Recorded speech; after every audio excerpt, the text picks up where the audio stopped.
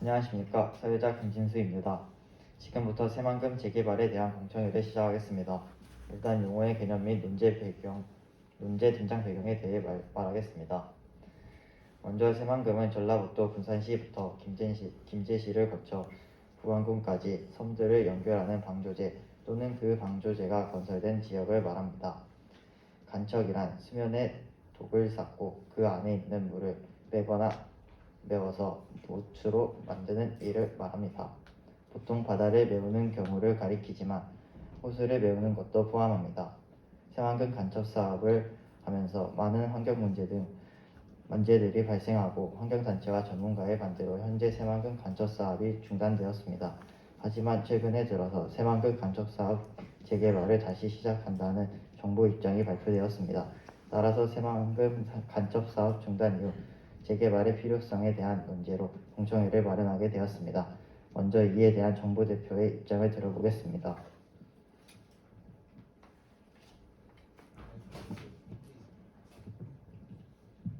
일어서서 마이크 안 돼? 밑에 아니 온 안 나오는데? 나와. 말해봐. 정부 대표 구준석입니다. 저희 정부 측은 현재 환경단체와 전문가의 반대로 새만금 간척 사업을 중단하였습니다. 그리고 현재까지는 새만금 개발 계획 중 1단계가 마무리되었습니다. 또한 저희는 최근 다시 새만금 간척 사업을 추진하고 있습니다. 오늘 공청회에서 양측의 의견을 들어보고 새만금 간척 사업에 대한 방향성에 대해 말씀드리겠습니다. 이제 새만금을 재개발했을 때 발생하는 환경 문제에 대한 찬성적 의견을 들어보겠습니다.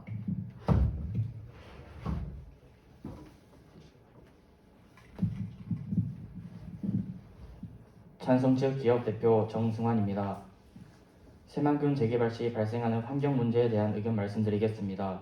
먼저 모든 재개발 과정에서 환경 문제가 발생한다는 것은 당연한 이야기입니다. 새만금 간척 사업의 문제로 지적받아왔던 것은 개발 이후 환경 문제였습니다. 제가 말씀드리고 싶은 부분은 새만금의 용지 개발 계획입니다. 일단 새만금은 크게 5가지 권역으로 나누어집니다. 이 5가지 권역들 중에서 재개발 이후에 크게 환경 문제가 일어나지 않는 부분입니다. 오히려 친환경적인 요소를 포함하고 있는 권역이 있는데 바로 환경생태용지입니다. 이 환경생태용지는 총 면적이 49.8km²이고 생태복원, 생태적 수질 정화 등 자연 스스로 회복할 수 있는 여건을 조성할 예정입니다. 또한 생태계 보존과 이용의 조화를 이룰 수 있도록 구역을 구분하여 사업을 계획하고 있습니다. 다음으로 말씀드리고 싶은 것은 새만금은 갯벌을 완전히 매립하는 것이 아니라 매립하지 않는 비매립 지역도 존재한다는 것입니다. 새만금의 비매립 지역은 31.87km²인데 간척 개발된 면적에 비해서는 적은 면적이지만 이는 광주 남구의 봉선동과 백운동 합친 면적의 약 10배로 좁다고 할 수는 없는 면적입니다. 따라서 새만금 간척 사업 이후 발생하는 환경 문제는 해결이 불가능할 정도로 심각하지 않습니다.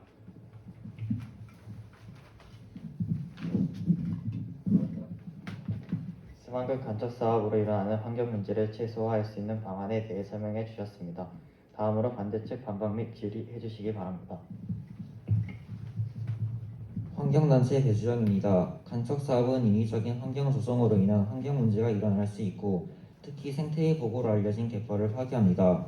대부분의 간척지 조성에는 농업용수, 공업용수 등 다량의 물을 확보하기 위해 큰 호수를 같이 조성하는데 방조제로 막힌 호수가 세월이 지나면서 오염되어 심각한 문제가 되기도 합니다.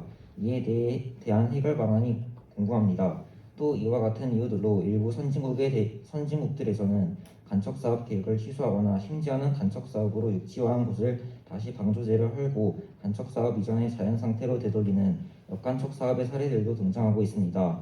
이와 같은 상황에서 각 권역들의 환경에 피해를 주지 않는다고 하더라도 간척을 함으로써 보는 환경피해를 간척지 넓이의 10분의 1밖에 되지 않는 비매립 지역을 만드는 것으로 환경 문제를 줄이는 데 실제로 효과가 있는 방법인지 궁금합니다. 기업 대표 정승환입니다. 질문하신 것에 대해 답변을 하겠습니다.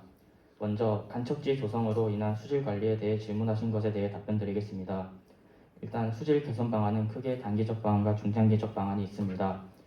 먼저 단기적 수질 관리 방안으로는 새만금 위협 2단계 수질 개선 종합 대책 중 상류 수질 개선 효과가 우수한 사업은 지속 추진할 예정이지만 1.5년과 B.5년 대책, 가축 분뇨 관리 대책을 균형 있게 추진할 계획입니다. 또한 호수 내 수질 관리는 배수 관문을 1일 주 야간 2회로 운영하여 수질을 관리하는 것을 추진할 것입니다. 중장기 수질 관리 방안은 단기 수질 방안을 지속적으로 추진하면서 LID 기법 적용을 통해 도시 B.5영원을 관리하고 농업 B.5영원을 관리 대책을 강화할 예정입니다. 또 새만금호 내부 개발지에서 발생하는 오염원의 호내직 유입을 차단하는 대책을 지속적으로 추진하고 배수관문 운영 여건 등을 고려하여 수질 유지를 위해 새만금호 내 해수순환 최적화 방안을 마련할 것입니다.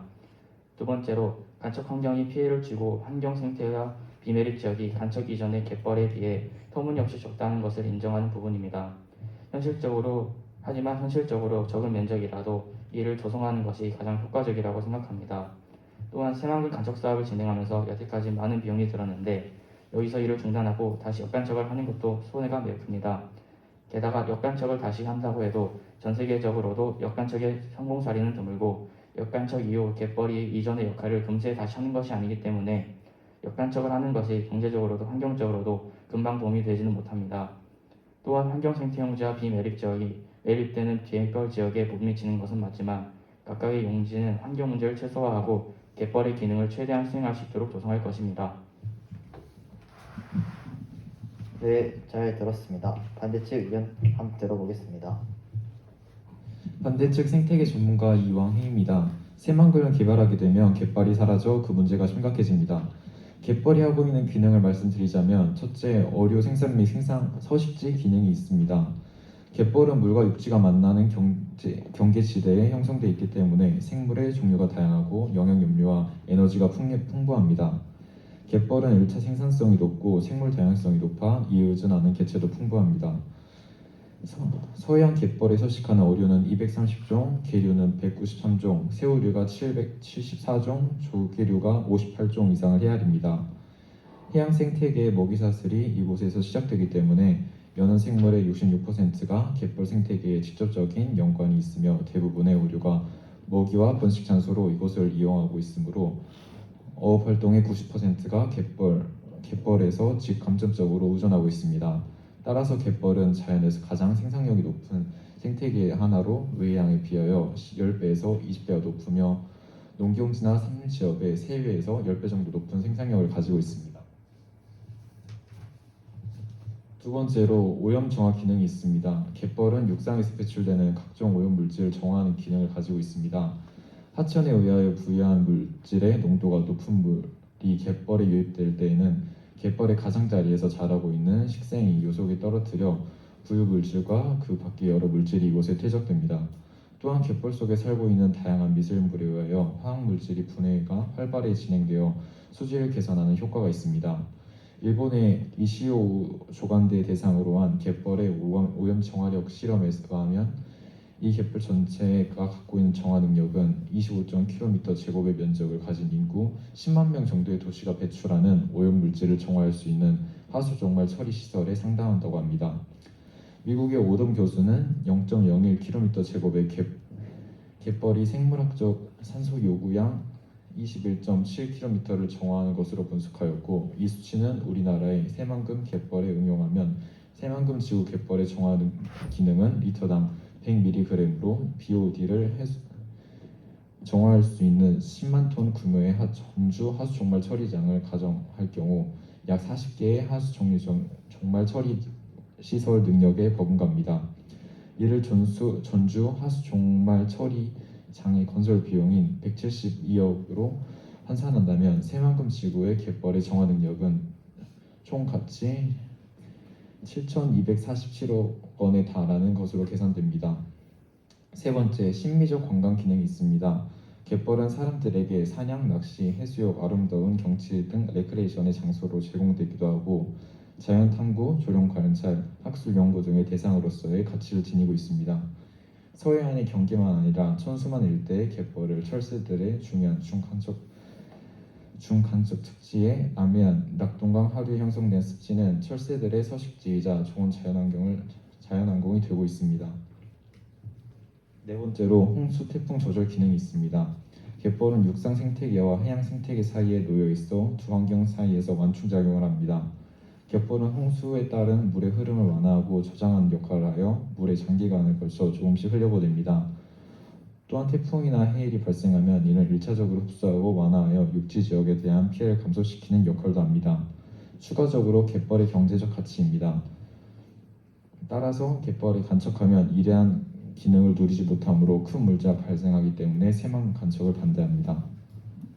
찬서출 반박 및 질의해 주시기 바랍니다. 기업 대표 정승환입니다. 새만금 간척 사업이 갯벌을 간척하는 사업인 만큼 갯벌의 기능이 사라지는 것은 인정하는 부분입니다. 하지만 갯벌의 서식지 기능과 갯벌의 심리적 관광적 기능과 수질 정화 기능 등은 새만금의 환경 생태 용지를 여러 용도로 나누어서 조성하였습니다. 자연 천이 구역과 자연 형성 유도 지역 등 다양한 기능을 하는 지역을 조성하여 갯벌의 기능을 합니다. 이렇듯 새만금은 갯벌의 기능을 수행하는 지역을 포함하는데 이에 대해서는 어떻게 생각하시는지 궁금합니다. 또한 현재 새만금의 뚝 바깥 지역에 갯벌이 자연 생성되어 있는데 최근에 실제로 많은 사람들이 이곳에서 조개를 캐고 방문하는 등의 사례가 있었습니다. 이를 통해 새만금 뚝 바깥 지역에 갯벌 생물들이 서식하고 있다는 것을 알 수 있습니다. 그리고 이를 조리들이 뚝 바깥 지역의 갯벌에서 먹이 활동을 할 수 있다는 것도 알려주고 있습니다. 적은 면적이라고 해도 이렇게 본래의 기능인 서식지 기능과 심리적 관광 기능을 하는 갯벌이 형성되어 있다는 것에 대해서 어떻게 생각하시는지 궁금합니다. 반대쯤 답변하겠습니다. 일단 제가 판단하기에 질문 내용을 요약하자면 갯벌을 대체할 수 있는데 왜 갯벌을 개발하지 않느냐인 것 같습니다. 그러나 여기에는 어디까지나 대체자라는 한계가 있기 때문에 그 역할을 완벽히 제한할 수 없을 것입니다.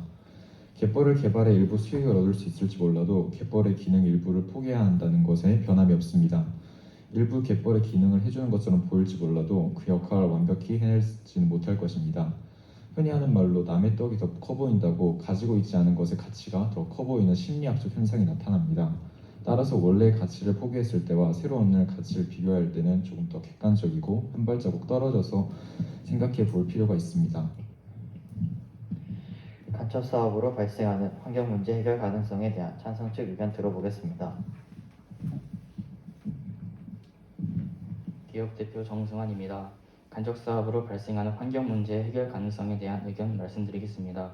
먼저 갯벌을 간척하는 과정에서 잃게 되는 갯벌의 중요한 역할을 완벽히 대체할 수 없다는 것은 인정하는 부분입니다. 하지만 그 기능을 수행하는 방안이 있습니다. 첫 번째로 갯벌의 역할 중 육상 생태계와 해양 생태계 사이에 완충작용이 있는데 이는 새만금의 각 권역에 분포하고 있는 환경 생태 용지를 핵심 지역, 완충 지역, 전이 지역으로 구분하여서 해결했습니다. 이 중에서 완충 지역이 육상 생태계와 해양 생태계를 완충하는 기능을 수행할 수 있습니다. 두 번째 역할로 갯벌은 조류에게 서식지와 먹이를 제공합니다. 이 역할은 일본역의 야생동물 서식지와 핵심 보전 지역이 이를 수행할 수 있습니다. 물론 갯벌이 제공하던 만큼은 아니더라도 이를 수행할 수 있는 공간이 있는 것은 도움이 될 것입니다. 마지막으로 환경 생태 용지에서는 건강한 자연 생태계를 형성하고 자연 천이를 유도하는 핵심 보전 지역이 있습니다. 핵심 보전 지역은 사람의 출입이 특정 연구 관리 목적 이외에는 제한되어 있는 야생동물을 위한 지역입니다. 또한 핵심 보전 지역은 다양한 역할을 하는 습지를 포함하고 있습니다. 이러한 여러 습지는 역할과 기능을 부여받아 갯벌의 기능을 합니다. 따라서 이러한 지역을 통해 갯벌의 생태적 기능을 잃어버리게 되는 문제를 해결할 수 있습니다. 환경단체 배주연입니다. 반대측 반박 및 질문을 하겠습니다. 간척 사업을 진행하는 것은 전혀 환경에 도움이 되지 않습니다. 첫 번째로 환경 생태문지 조성 사업의 넓이는 49.8제곱킬로미터로 전체 간척 넓이인 409제곱킬로미터의 10% 정도밖에 되지 않는 환경 생태 되지 않습니다. 환경 생태문지 권역을 구분한다고 하더라도 갯벌에 비하면 효과는 굉장히 미미합니다. 두 번째로 간척을 하더라도 조류는 더 많이 날아들 수 있지만 해양수산부에 따르면 새만금 갯벌은 멸종 위기에 처한 희귀조류가 도래하는 서식지로 간척 이후 도래하는 조류의 개체수가 일시적으로 증가할 수는 있으나 희귀조류 및 전체적인 종 다양성은 감소하는 것으로 보고 있습니다. 따라서 역간척은 아니더라도 간척 사업을 중단하여 갯벌이 회복할 수 있도록 돕고 제 기능을 하도록 하는 것이 환경 문제를 해결하는 길이라고 생각하는데 어떻게 생각하는지 말씀해 주시기 바랍니다. 찬성 측 답변하겠습니다. 일단 환경 생태용지 번역을 구분하여 조성하여도 갯벌에 비하면 효과가 미미하다고 하셨는데 이런 점은 알고 있습니다. 하지만 갯벌에 비하면 효과가 미미한 것이지 효과가 없진 않기 때문에 조성하는 것이 도움이 됩니다. 두 번째로 희귀조류 및 종 다양성이 강조한다고 하셨습니다. 이에 대해서 말씀드리자면 멸종위기에 처한 희귀조류의 경우 새만금에 도래했을 때 조금 더 관리를 해서 개체수를 유지하도록 하고 새만금에 도래하는 조류의 특성에 맞춰 생태를 조성하면 종 다양성을 유지할 수 있습니다. 반대 측의 의견 들어보겠습니다. 생태계 전문가 이왕희입니다. 산림은 30년만 관리하면 회복되지만 갯벌은 최선을 다해도 회복하기까지 300년 이상이 걸립니다. 전승수 전남대 명예교수는 국제퇴적학회 한국 대표 및 아시아 대표 등을 역임한 해양생태계 및 갯벌 분야의 권위자입니다. 이미 국내 50%는 간척으로 사라졌는데 세계적으로도 생태계 가치를 인정받는 한국의 갯벌이 제대로 조명받지 못하는 데에 정 교수는 많은 실망과 회한을 느낀다고 합니다. 그럼에도 아직 늦지 않았다는 것을 강조했습니다. 그 시작은 갯벌의 고귀함을 제대로 인식하는 것부터입니다. 정 교수는 최근 헤럴드 경제와 인터뷰에서 생물종 다양성의 매를 높고 전 세계에서 유일하게 따뜻한 온대 기후에 형성되어 있는 대조차 갯벌이 한국의 갯벌이라고 밝혔습니다. 그는 이런 생태학적 기능의 위치 때문에 철새의 중간 기착지와 서식지로 중요한 역할을 하고 세계적으로도 매우 등재되기 어려운 세계 자연유산에 등재된 것이라고 덧붙였습니다. 그가 가장 충격받았던 사례는 간척으로 사라진 새만금 갯벌입니다. 당시 그는 국제사회에서 새만금 간척을 바라보는 시각은 비하 그 자체였고 추후 한국의 갯벌을 세계 자연유산으로 등재할 자격이 있는지 의심하는 시각으로 이어졌다고 토로했습니다. 정 교수는 중앙정부와 지역민, 지역 정치인 이기적인 정책과 행동이 충격이었다며 국내 갯벌의 50%가 간척으로 사라졌습니다. 갯벌을 포함한 전국의 연안 환경은 파괴는 이미 임계점을 넘었다고 봐야 한다고 지적했습니다. 무분별한 간척 이외의 기후 변화도 갯벌 생태계를 위협하고 있습니다. 기후 변화와 해수면이 상승하고 해수면 상승은 연안에 쌓이는 퇴적물을 감소시킵니다. 정 교수는 결국 점차 갯벌이 면적이 감소하고 생태적 특성도 약해집니다. 다라고 말했습니다. 게다가 대형 하구의 하구독이 막히면 강으로부터 공급되는 퇴적물도 차단되고 있고 퇴적 공급 문제를 해결하는 방안도 고민해야 할 시점이라고 설명했습니다. 모든 자연이 그렇듯 갯벌도 인류의 역사를 담고 있습니다. 우리가 폴 갯벌이 들어가 손을 넣으면 만들 수 있는 갯벌은 200년 전부터 만들어진 것입니다. 서해안 갯벌은 경어가 깊이가 4에서 7m에 이르며 약 8,500년이 필요합니다. 그는 갯벌이 파괴를 주도한 누구도 그 결과를 책임질 수 있을 만큼 오래 살지 못한다. 그 책임은 결국 우리 후손이 오래 전달하고 오롯이 져야 한다고 지적했습니다.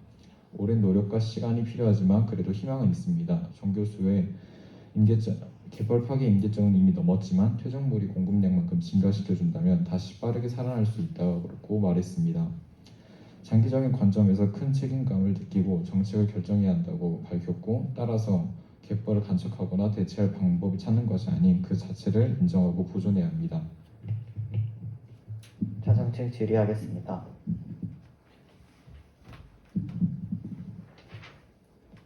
군산시민단체 주영지입니다. 갯벌의 기능과 역할 모두 대체할 수 없다는 것과 갯벌이 깊은 역사를 가지고 있다는 것은 인정합니다.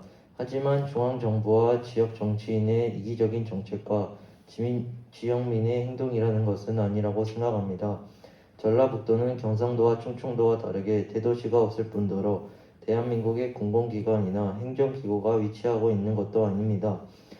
이러한 이유로 전라북도는 다른 지역과 다르게 인프라가 부족하고 경제적으로도 다른 지역과 비교하였을 때 뒤처지는 부분이 있습니다. 따라서 새만금 간척사업의 재개발은 정부와 지역민의 이기적인 정책이 아니라 전라북도 지역 경제를 살리고 지역 불균형을 해소하는 지역 균형 발전이라고 생각하는데 이에 대해서 전문가와 환경단체는 어떻게 생각하시는지 궁금합니다. 현대 측 답변하겠습니다. 전라북도가 타 지역에 비하면 인프라가 덜 갖춰진 것은 사실입니다. 좋은 취지로 중앙정부와 지역 정치인이 결정했을 수도 있지만 새만금 갯벌을 삶의 터전을 하는 많은 수의 지역 주민들이 쉽게 납득하기 쉽지 않았을 것입니다. 민주주의와 다수결의 안면이 소수 의견이 묵살될 수 있다는 것입니다.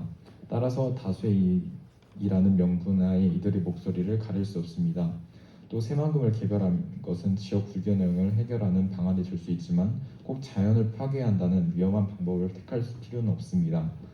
지역 불균형을 해결하기 위해서는 지금도 정부가 주요 기관을 이전하는 것과 같은 부단한 노력을 하고 있습니다.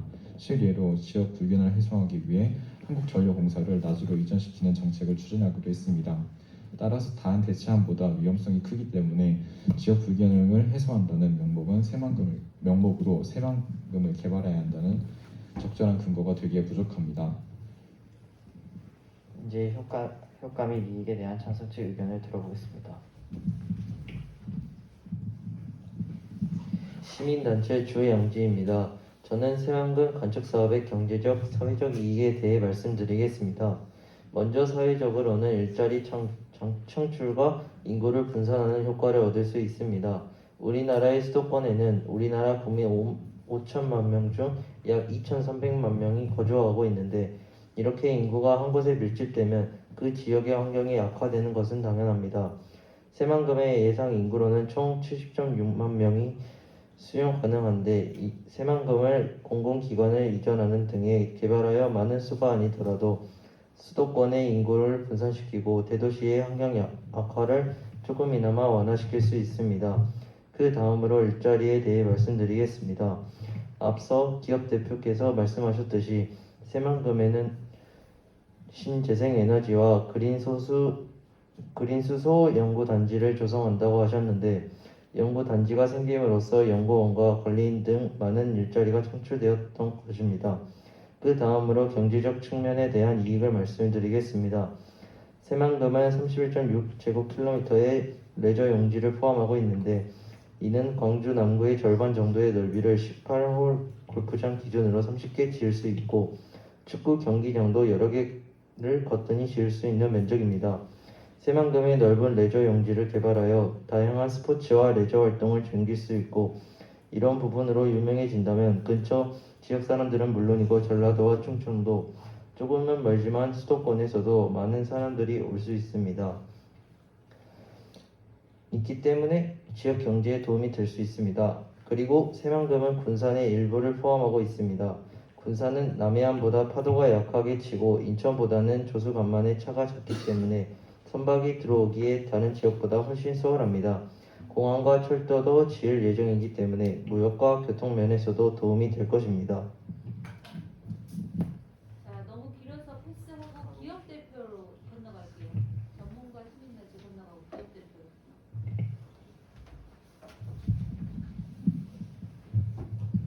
기업 대표 정승환입니다.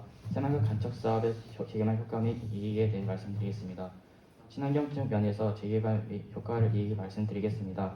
먼저 1원역에서 진행될 예정인 연구와 산업에 대해 말씀드리겠습니다. 1원역에서는 그린수소 연구와 신재생에너지 산업이 진행될 예정입니다. 신재생에너지 연구가 충분히 진행되면 우리나라에서 발전으로 인해 발생하는 탄소를 줄일 수 있을 뿐만 아니라 그린수소의 상용화도 이끌어낼 수 있습니다. 먼저 그린수소란 태양광이나 풍력 등 재생에너지에서 나온 전기로 물을 수소와 산소로 분해해 생산하는 수전의 수소입니다. 수전의 수소는 탄소 배출이 전혀 없는 반면에 생산 단가가 높습니다. 그 이유는 재생에너지가 수전의 수소의 생산비 80%이기 때문입니다.